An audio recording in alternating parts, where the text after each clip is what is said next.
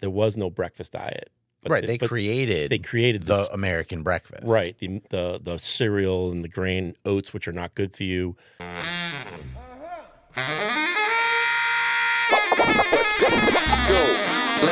Ladies and gentlemen, you are now about to witness the journey that is the Lyfe Choyces podcast. Yeah! I was watching a show, and I thought of you because food expert. So I finished a contract at the end of January, which was a 5-month contract, and then I came home for 2 weeks and then buggered off to Thailand for 2 months. I came back, and so I've really been sitting here for 2 months, doing things, right, filming, editing, that sort of stuff, but not like the job that I do, right. So I've realized by going out there in the real world and purchasing food, which is not something I normally do, being that I work as a chef and I cater to everybody, so I order whatever I want on let's be honest, on a billionaire's credit card. So there's the thought process of how much it costs is not a thing for me, and hasn't been for like 18 years. Yeah. And so now, like, I got a Sam's Club card, and I'm, literally looking at prices of things, which, Sam's Clubs, Costco, things of that nature are better value because you get more of it, quantity for a reduced price. But the price of food is such a hot topic right now. Something as simple as what I would say like a ribeye steak, which I believe every one of us should be able to afford the things that we like physically need in our bodies, like nutrients and food. And it doesn't make sense to me that it's so expensive. But then I was watching something and I realized because of my travel, as you do as well, we get exposed to certain things that would open up our eyes to the understanding of it. But we don't really have as many farmers. And when I say farmers and I talk about steak, I'm talking about ranchers. Yeah. Which is something I've just because of watching certain things, I've gotten kind of like more information about it. And when you think about how much work goes into running cattle to then getting it from there to the supermarket for the everyday person to go buy 2 steaks for them and their spouse and spend, I think it's like, I'm not going to lie, I think it could be like $15, $20 a steak right now. If you go to your regular... if you get a 1 pound steak, like I bought ribeyes a couple weeks ago, and it was, I think, at Costco, and I bought prime, right? And so it was like $16, $17 a pound, and I think they were 12 to 13 ounce cuts. So it's about that, but the choice was around 15, 16, which I normally lean towards choice. If the prime is looking good price-wise, it's only a little bit more, I'll go with the prime. I enjoy, that meat. And I can agree with you on that. My biggest downfall is the fact that in Canada, for 10 years, I worked for a steakhouse. So I ate steak every day. Right. From there, I went directly into yachting. So I didn't have to worry about choice versus prime. It was just always prime.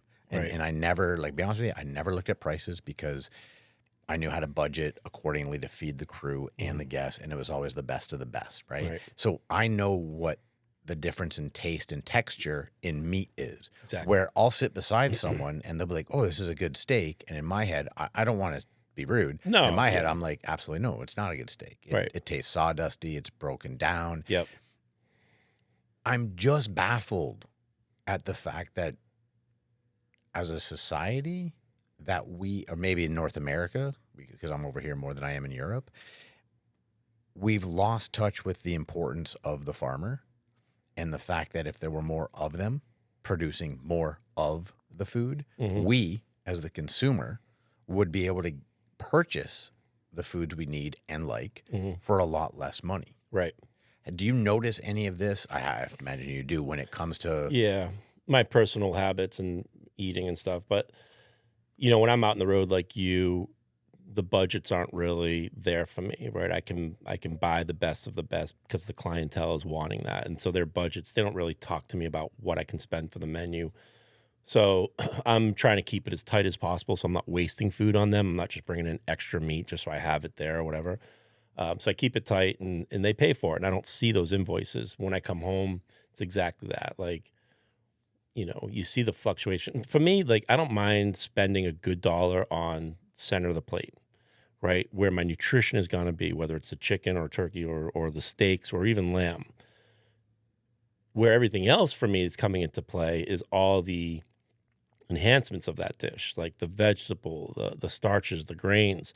Those have all skyrocketed as well. So now, your plate cost is just way through the roof. So a lot of times with my son, we end up eating like steak and some sweet potato or steak and rice, right?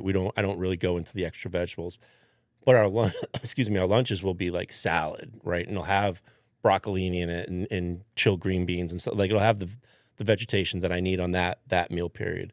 But yeah, I see the prices. It's been actually the last 2 weeks with RFK, with the, what is it, Make America Healthy Again, or whatever his thing is. He's very into the vaccines and things like that. But, I think one of the things I saw last week on the news was that the discussion of A, fluoride, but B, the health of people that don't have the finances. And what they're resulting in is getting these highly processed, bad for you, everything added in there, all the chemicals. That's what they're resorting to because it's a cheaper product. And that's why we have overweight, medical needs, Alzheimer's, all these other things that are coming into play more in our bodies because our bodies aren't meant to process all that stuff. Our liver is struggling. We're supposed to eat whole, natural foods. Right.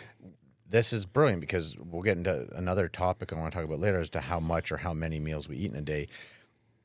That is my whole point. The everyday person has to sacrifice quality of food for their financial situation. Mm-hmm. And I'm not saying that people aren't getting paid. If you have a job, everyone can make money. It's there. Currently, right now, I'm on the carnivore diet. I've been doing it for a month, and I've actually seen great for me. I'm a B positive blood type, which is the second option if you're not O for the carnivore diet. I have noticed for myself, I'm becoming more lean and gaining more muscle because I'm hitting the gym. We talked about this last time. We're both physically fit men. We're of an age where we like to work out to stay healthy. Yep. So I'm saving money from the aspect of I'm only eating like 98% of my month is only animal protein. Okay. And it's not chicken because for my blood type, chicken's actually not good. Okay. So it's steak, it's lamb, it's fish, all different types of fish, shrimp, scallops, all that. Did you do like a blood type diet? Like, I did a blood test to find out my blood type. Right. And then I'm doing the research on it. I did some research and then some collective information from other people who have done this before or who are living this lifestyle. I've chosen for 8 weeks to give it a try to see what my results are. Right. Because of my gut health as well. Right. I'm saving money because I'm only purchasing protein items and I'm going every 2 weeks to a place like Sam's Club and I'm spending a couple $100, but when you break it down between like the 3 meals a day I'm eating and the couple of snacks, which might be hard-boiled egg here or a little extra piece of steak here, I'm spending about $6 a meal. Okay. But like you're saying, before I did that, I go to my local produce spot and they have like little made bags for you, like quinoa and lentils. Okay. Which are great for you for like depending on where you're getting your proteins and fats and I couldn't believe though how much like a little bag of a lentil or a quinoa it's whatever governments are doing to subsidize this situation. I feel so horrible that the everyday person, and even though we know, like you said on a couple episodes ago, everything in the center of the grocery store, at least 90% of that stuff, is not good for our body. Mm-hmm. This is what most average income or lower income people have to buy because it's what they can afford, and it's just full of shit. It's interesting you brought that up because I just forwarded something like that to somebody the other day about how a grocery store is set up. She's into fitness and all sorts of stuff, and grocery stores are all marketing, right? And so when you walk in, you got the florals, you got fruits, you got colors, right? You got the enticements. You get in there, you see that. But then they want to force you down to those 8 aisles that are in the middle that all have processed foods because all the healthy foods are on the borders, right? So they want you to make your way all the way back, grab a couple, guilty things, get back there, grab your chicken, but maybe you grab less chicken because you're buying all these extra snacks if you're on a budget, right? And then you go around to dairy and you might get some.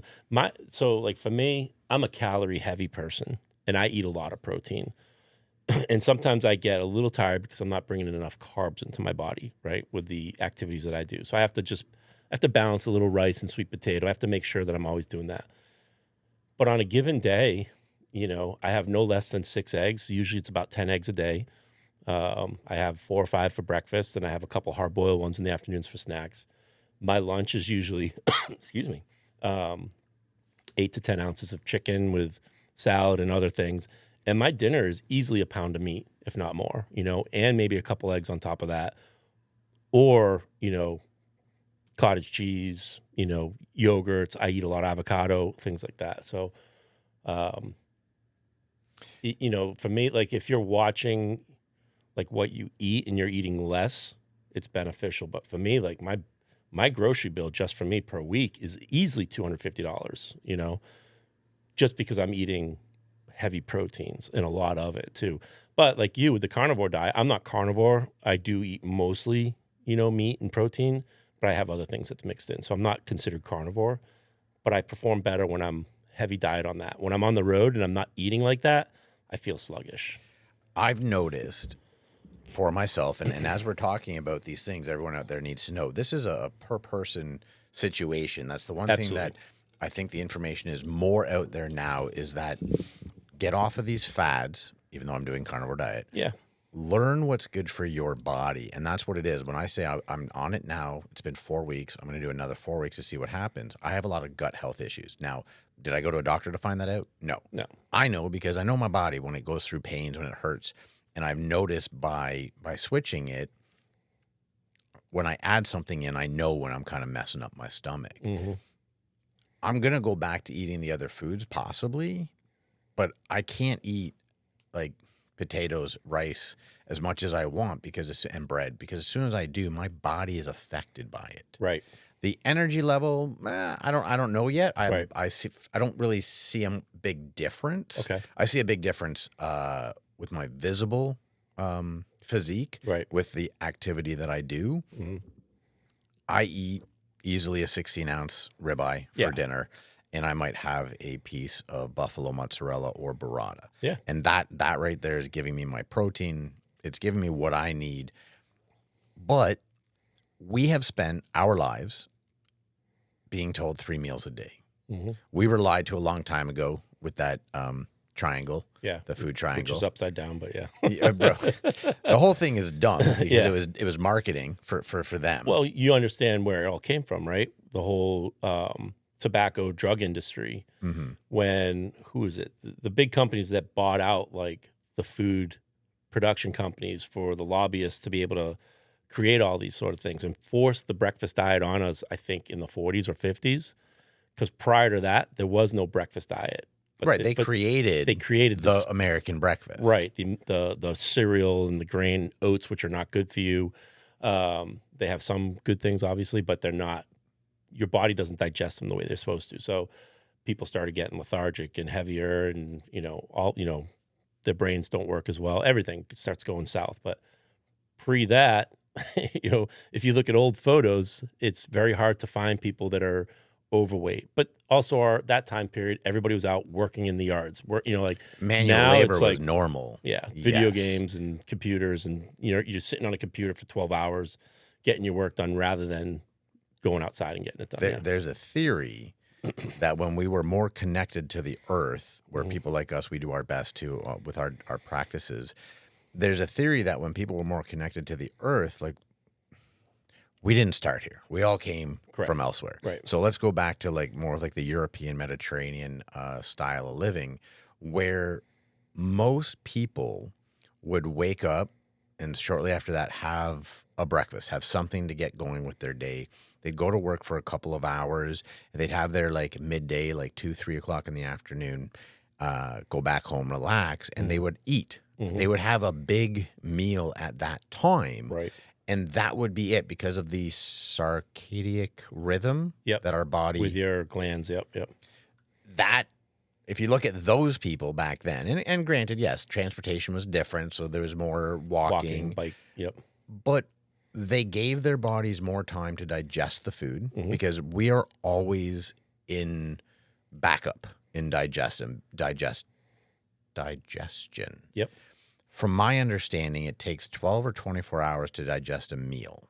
Yep. I think One meal. Yep. Well, let's say it's 12 hours for argument's sake. Right. And we have 3 meals in a day. Now I'm just the same. You know, I wake up, I have a hard-boiled egg so I can take my pills because I feel like I have to have something in my body first. Go to the gym with a protein shake and 2 more hard-boiled eggs, so that when I'm done my gym exercise, I have a hard-boiled egg. I get on the treadmill, I have my protein shake. I get off the treadmill, I have my egg.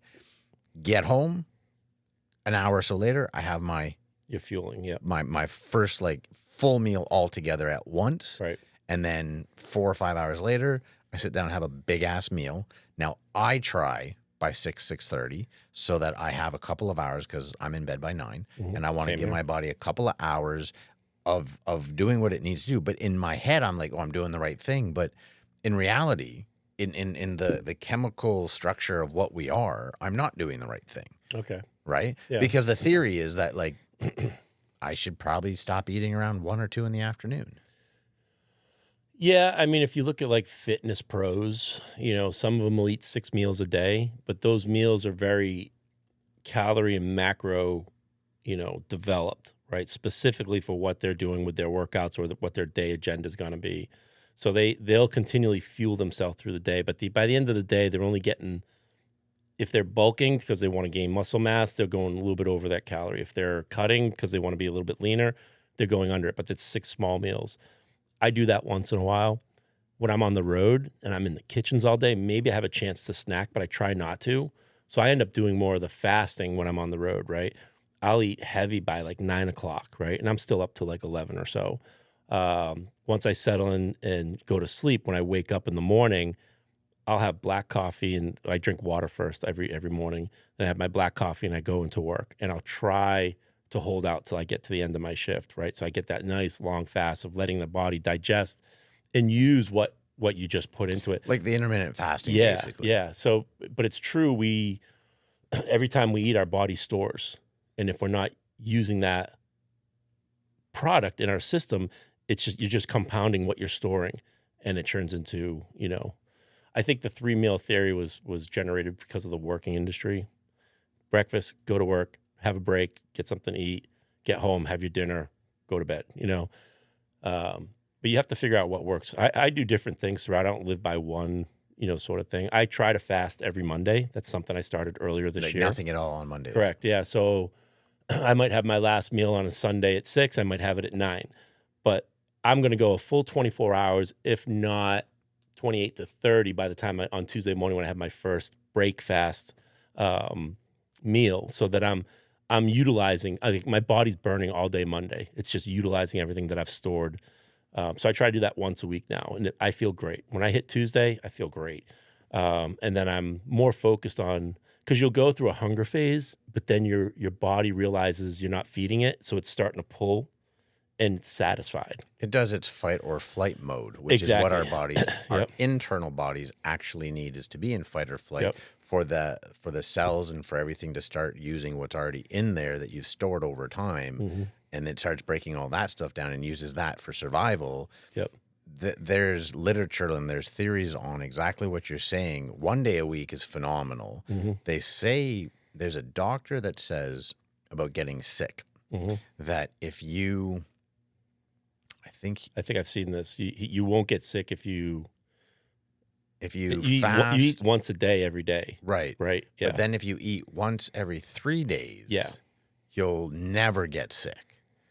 And that's such a weird, like, something to put that out there, because everything we're talking about today is like we said, case by case, individual by individual. We're just sharing information that we do that has gotten us to healthier shapes that we are in. Like I've never been physically healthier than I am right now. Right. Not just internally, but like the way I look right now is better shape than I've ever been, and I'm 47. Right. And it's because we take, all right, let's try this for a couple months. Let's try this for a couple months. What works for us? But the idea that you can fast for one day, Mm-hmm. and you're just like resetting yourself. Mm-hmm. And then if you take that a bit more and you do it maybe a couple times a month, which you're doing 4 times a month, but Yep. maybe you do it 8 times a month. Maybe you fast twice a Maybe, week, yep. right? You reset your whole body twice a week, and that just starts doing things better for your system. Maybe you Absolutely. get better sleep. Like, how do you feel you sleep the fasting night I versus sleep great. Yeah. I really do. Like, here's the thing I notice: if I have a fun night and I have some processed food, whether it's snacks or, chips or cookies or whatever, or a couple of drinks, alcohol, I don't sleep as well those nights, right? And I wake up in the morning dying of hunger, right? Because those processed foods actually, I think they trigger a hunger sort of thing, right? But if I'm eating clean, I'm having meat and eggs, and I'm actually going to be switching to, I just read something about eating eggs before you go to bed, right? Have your eggs at night, not in the morning. And it's better for your body. It's better for men. The cholesterol is great for your T levels and all that sort of stuff. So they're highly recommending eggs at night when you go to bed as your last meal. So I might be trying that pretty soon. Like when we hit June here, I might try that and see how that goes for a couple weeks and wake up in the morning and not have my eggs, right? Start off with some sort of protein, whether it's yogurt, whatever. Maybe I'll have an egg or two, but finishing my day with the majority of my eggs instead of the beginning of the day. But I think when you eat steak, you don't eat chicken so much, but when you eat those proteins, you're more satisfied and you have the right nutrition and you're not craving, you're not dying of hunger when the next meal is coming around. I finished, like last night I cooked for my roommate and I, and they were Sam's Club, like 16 ounce. They were big, thick, proper cut ribeyes. Mm-hmm. I had the burrata. Mm-hmm. Now, recently in the past, I wouldn't be able to finish that whole steak. Right. But because this month I've been on this diet, that was not a problem to eat that. Yeah. I was content and satisfied. I was not overly stuffed. Right. I did not feel like my stomach was bulging out. I wasn't in discomfort. Right. It was a welcomed meal. It was good. Right. I like the theory of the eggs at night. I'll also do some research. You let me know how it goes. And then next month, because I still have one more month of carnivore, I'm going to try that because I can't really wake up and my first meal of the day, like eat big meal. Mm-hmm. So I go to the gym and I feel like I just perform better if I don't have a heavy stomach. Right. It's a great way to get what you need protein-wise by having 3 eggs and a steak. Yeah. So that's actually a great idea to have that as the dinner at 6:30 or so. And then, like you say, like for the sleep, because that's the one thing that I'm trying to work out right now, which I believe has a great deal to do with my gut, which is a great deal to do with my nutrition, is my sleep. Mm-hmm. I'm trying to tackle decades of poor sleeping, like since I was 13. Okay. Filling my stomach with the right food so that I'm able to rest Mm-hmm. the whole night. I want to be able to sleep. Twice last week, I actually got, one night I got 5 and another night I got 6 hours straight. Like, went to bed, slept the whole time, didn't wake up to pee. And I was like, ooh, can we get a third night? Yeah. I didn't. I didn't get a third night. That's why I'm trying to tweak things with the food intake to see where it is. I want to eat vegetables. I want to eat fruit. I love that stuff. And again, I'm not a strict carnivore where it's just protein meat. Right. I'm allowed to have cheese because it's animal. It's from animal. Mm-hmm. Yogurt, but like the kefir. Kefir is allowed. Mm-hmm. Cottage cheese is allowed. Mm-hmm. So I haven't had that yet. I've been strictly pretty much just doing like meat. Right. Or when I say meat, I'm including fish, seafood, all that stuff. So I'm going to start implementing those things back in to see how that reacts. But I would love to find the right system for my body to not just look physically well, able to lift and have strength, which is definitely there from this new diet. I want to be able to have good sleep. Yep. And then I need to find that missing element that gives me the energy, which, as I'm saying, like I don't sleep. Right. So having high energy, besides convincing myself, hey, you're going to be positively happy today and go out there and go get it. Right. That's how I get my energy. Yeah. But I want to be able to get my energy from what we're rest, supposed to, from rest and from nutrients, the natural things that the earth has. Yeah, when rest all comes down to what you eat, what I believe, right? When I eat poorly, I don't sleep well. When I eat really well and I'm focused, I have great night's sleep. I will have 2, 3, 4 days in a row where it's just I'm sleeping the 5 or 6 hours solid. I got to go to. I am over 50, so I do have to get up and go to the bathroom at some point. But a lot of times I can climb back into bed and get another hour or two if I really wanted to. Normally I just start my day, because I do like to go to bed around 9, 10 at the latest. That's, I don't want to be awake at 10 o'clock at night. So I try to get going in the morning. But, the carnivore diet's interesting because there's an extreme where it's just the meat. And I know, not personally, but I've watched people that are like, I only eat this, and they look amazing, they feel amazing, they preach it, and I'm all for them. But then I do have a couple carnivore diet books. My brother did it. He did very well on it. I think he did it for a long period of time, and he's also a chef, so he's back into like everything. But when he was doing it, he looked great. I mean, his body developed better. He looked healthier. But he had recommended a couple books that he started off extreme, right? Steak for breakfast, steak for lunch, steak for dinner, maybe a couple eggs, maybe a couple other things in there. But he wasn't mixing anything else in there. And he did notice over the course of months that he would have periods where his body just didn't feel strong. So he moved more towards the medium side of the carnivore diet, which does allow some grains and some fruits, and because you do need the sugars, you do need some of the carbs that are coming from those natural foods to sustain against all that protein. I should drop them off sometime. They're just they're actually cookbooks, written by doctors and stuff. Like, this is the balance that you need. These are the approved things to eat. These are the things you don't want to, like, it'll mess up the whole carnivore diet. So it just depends on your body, right? And what you're searching for, and, where that falls into place. It's difficult. It's not easy because, as a human going from what you once ate to going to this sort of diet, it's discipline, but it's also like you get that urge to have a snack sometimes. And you're like, well, what can I have as a snack? And I'm a person that I like crunchy things. Same. Like, I don't need to have potato chips, but I like to crunch something. I've been satisfying that with rice cakes. That's what I used to do. I love those. Yeah, they're perfect. No calories. They're crunchy. But as a carnivore, that's not supposed to be right in there. So it is a bit of a tricky scenario when you're on that diet. It really is, a trial and error. And that's why, we're being as honest as we are with the viewership. Is there are people out there that live by said diet, whatever it is that they're doing, and they say they're the best ever and they have all this energy and happy, blah, blah, blah, and whatever. And maybe they're selling something at the bottom of their page. I'm straight up telling you, I don't have energy yet from the carnivore diet. Right. I have the no longer as bloated. I have the ability to eat enough food where I feel full without feeling like I'm in pain.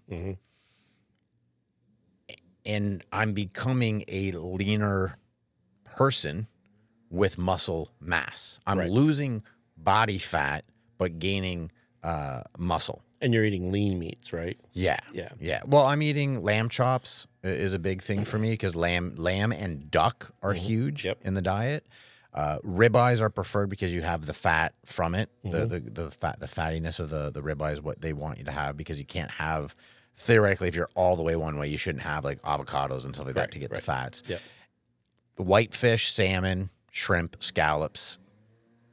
That's pretty much what I've been eating, give or take, and I'll mix things up like and lots of eggs. Lots of eggs. I go by the massive pack that you can from Sam's Club, but it's a trial and error, and I'm not going to bullshit anyone. This is what I'm doing, and my stomach has lessened by, I think, 1.5 inches. That's great. My actual stomach. But again, I'm at the gym 5, if not 6 days a week, because the 6th day that I go is my off day. But I need to do cardio. So I have to go do my 30-minute on the elliptical, 3-speed, 8 It's a good climb. degree climb. It's just it's very slow. Yep. But it's what you need to just kind of burn. That's why people like those step machines. Yeah, I can't do those. Those Yeah. annoy me. That's what I do. So it's not just the carnivore diet that is getting me into the more physical and mental health that I'm in. It's also the fact that I am at the gym Right. religiously, Yep. 5 if not 6 days a week. The big part of it is like, if you can understand your cortisol levels, right, and the storage of all the toxins and fats and all that sort of stuff. If you can break the cortisol level, which is what the carnivore diet pushes to do, you'll start using your body's storages, right? You'll keep feeding those storages, but you'll be using those, and it'll burn from your waist. It'll burn from the hard areas of men, right? Women have it a little bit different where they put their weight on, but it's the same science. And it's interesting because I over the last month I was watching this one person talk about proteins versus vegetation and all that stuff. And she was a scientist, doctor, nutritionist. She had a lot of little degrees. But she was literally saying, when it comes to proteins, there's not an animal out there that you can't eat. You can eat insects, you can eat worms, you can eat whatever's coming out of the ocean, you can eat anything on the ground. Now, some fish are poisonous, which she referenced, but there's ways to work around those poisons to actually get the quality meat that they have in their bodies, right? So like the blowfish and stuff, right? You can get past all that. With vegetation, it's different.